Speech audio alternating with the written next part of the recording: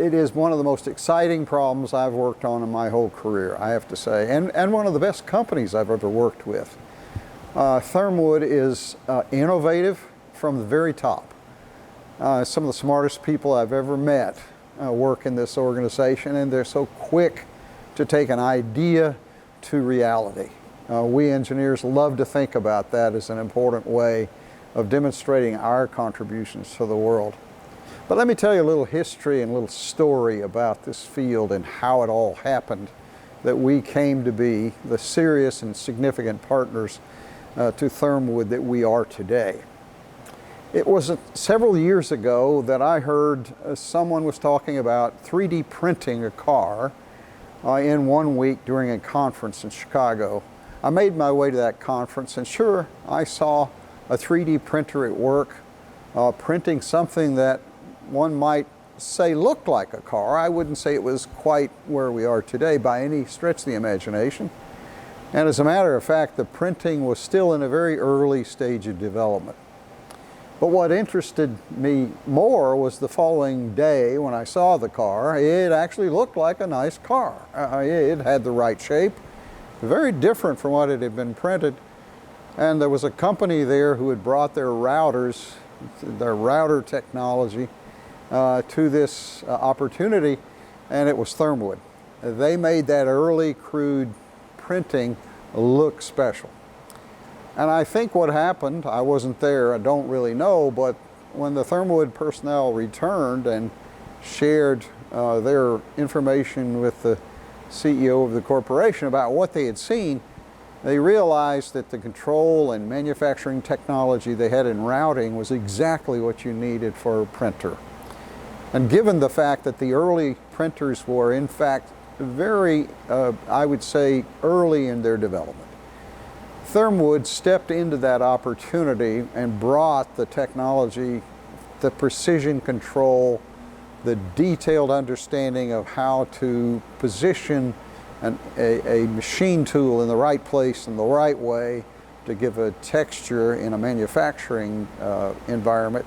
They brought all that to 3D printing. Now, they had to learn 3D printing from the beginning, and they studied it. They saw what the Oak Ridge National Laboratory had done. They looked at it very carefully. They visited that laboratory. They took advantage of what our country had invested in a new technology. And they took that back to Dale, Indiana, and put that group of really bright people together. And out came an early Thermwood printer, which had attributes that the other system didn't. So there are some unique features in the LSAM system that make it a great platform, not only for research, but also for industrial applications where consistency is important. So consistency, from our view, is repeatability, on the, for example, more specifically on the flow conditions that develop as the materials lay down, and which affect the orientation of fibers within the printed bead. So that is really important to have predictable and consistent results, because that orientation of fibers within the printed bead affects all the mechanical, thermoelastic, viscoelastic properties of the as printed shape. So there are some unique features in the LSAM that makes that possible.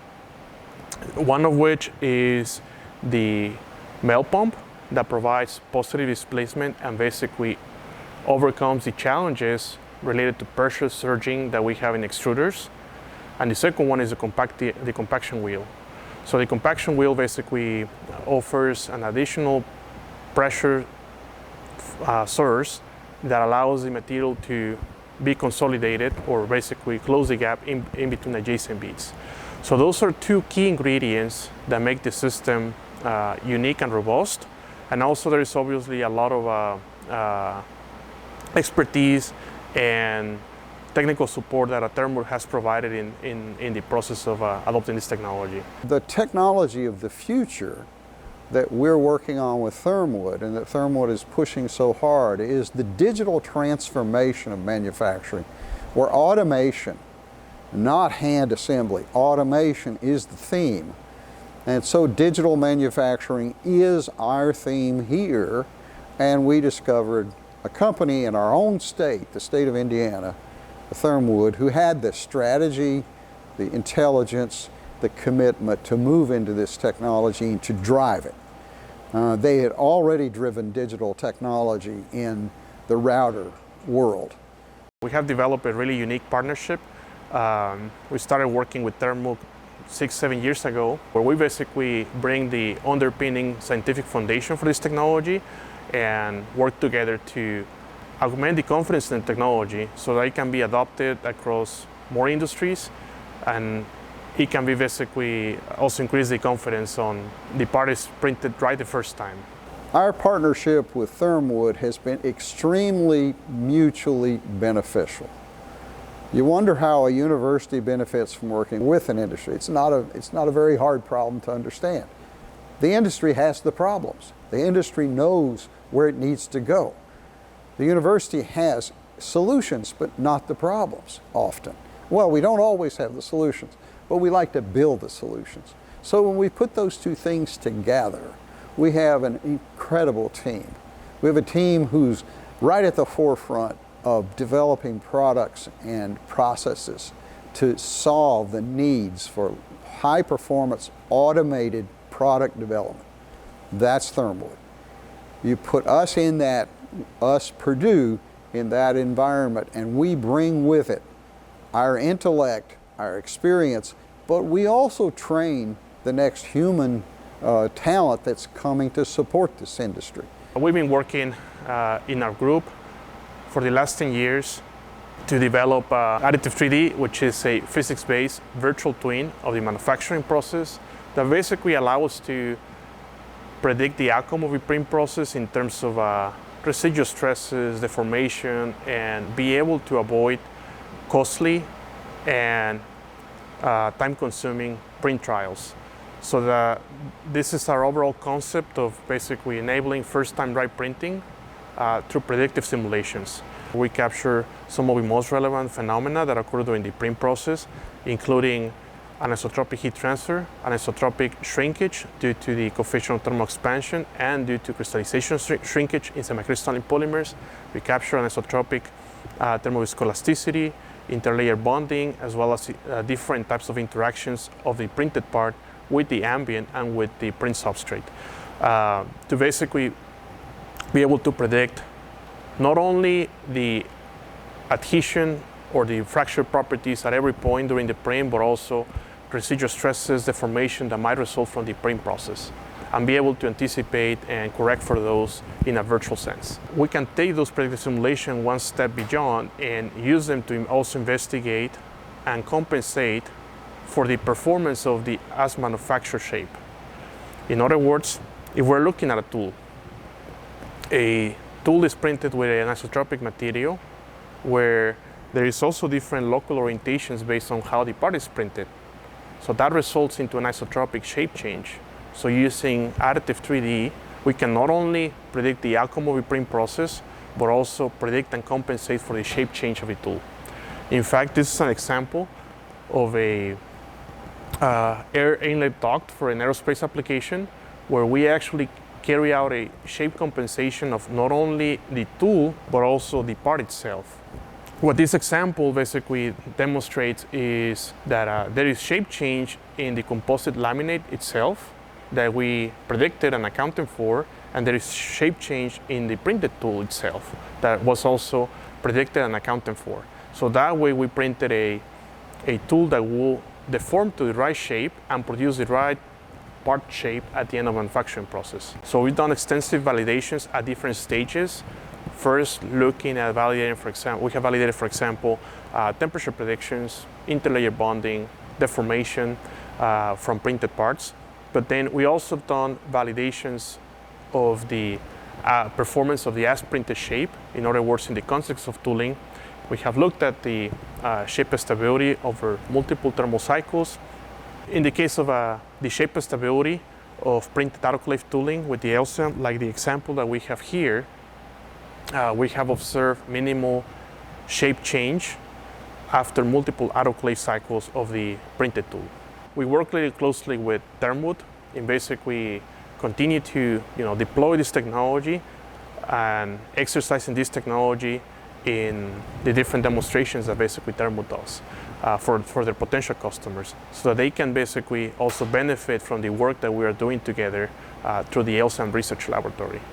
Dr. Barocio was looking for a methodology to sustain this interaction across Thermwood and Thermwood's customers and the supply chain for the materials in this technology. There are really three elements, as you know.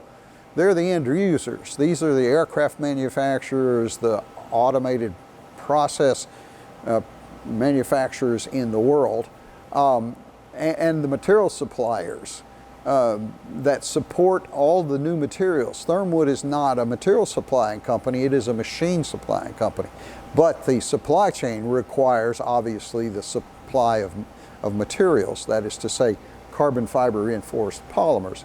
So the question is, how could we get that whole group of technologies together, representations, together, and keep them together? Because getting together and solving one problem is the beginning.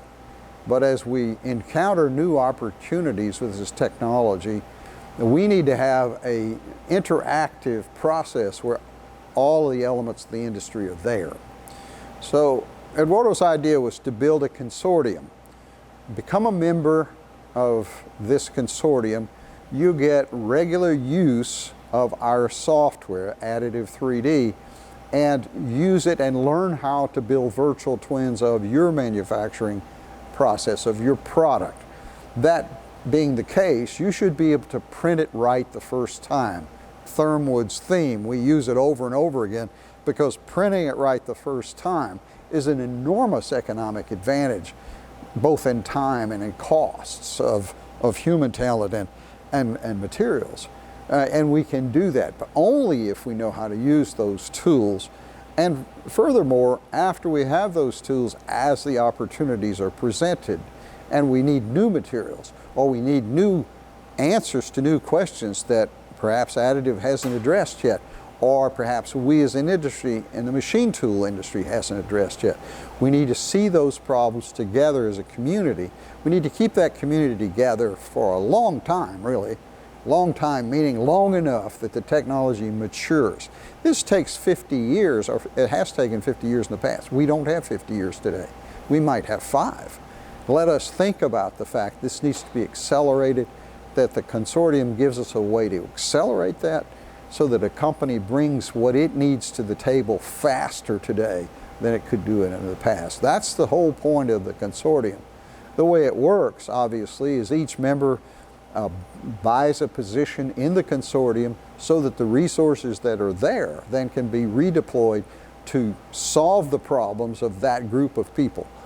Understanding is the first problem, but also there are many aspects to how we want to enhance additive 3D, how we want to have new materials evaluated against opportunities, or new product forms, new methodologies of the machine itself.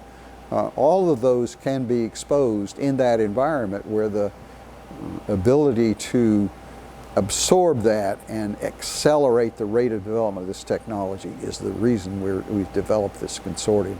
And I think every member of this new field has to be a member of it in order for them to be developing at the rate that this is going to happen, which will accelerate their own development of their corporation and their technology. The main objective of the CAMS Consortium is to augment the confidence in the large-scale additive technology.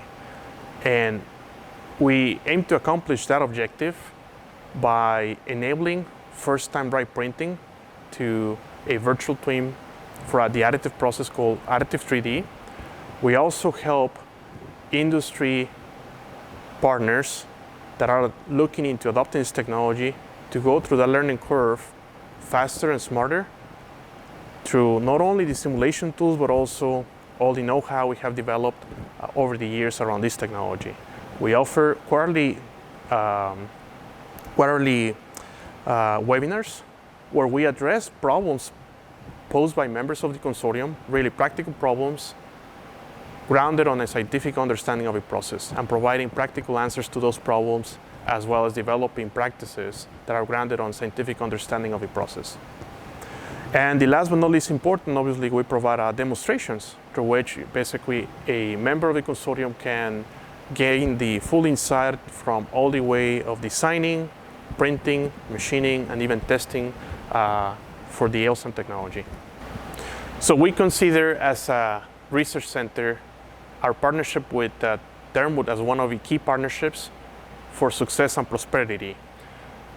So we complement each other in our relationship with Thermwood, where we basically bring predictive simulations to a technology area that they are leading in the market. And bringing our strengths together, we're building confidence on this technology to basically enable first-time dry printing, to enable the right deployment of technology and the rapid adoption of this technology. So one of the other key elements of our partnership with Thermwood is basically this mutually trust relationship we have developed over the years, through which we have collaborated. They have done amazing things in improving the system, improving the software for the system over the years, and in that process, communicating those details so that we can guide also our simulations to replicate as close as possible what happens in the physical process. So that's something that requires a partnership like the one we have developed with Thermwood. And at the end, it basically provides mutual success for their, not only for building more confidence on their technology, but also for their customers to succeed in the deployment of the technology in their different applications. To say that we're delighted with this relationship is an understatement. In the years that I've done this and worked with young people and worked with industries, and I have worked with Boeing, I have worked with General Motors, I have worked with the heart of American industry. I've also spent an enormous amount of time in Europe, in Sweden, in Belgium, in Germany, in France, all talking with those industries back in the 90s when aerospace composites was a big thing. I know that what we have here is a special organization with a special product, and we bring a special competency to that. We bring the virtual twin of the manufacturing system. You can, in fact, print the part without printing it. You can study all the aspects of it, from its ability to change shape as it's heated, as it's printed, and to anticipate all of those things in a way that one can use that information in engineering the product. This will build, I think, the future confidence in this technology that is so necessary so that it is more broadly accepted worldwide. It's underway. It takes a while, but it is underway, and I'm thrilled to be a part of that process.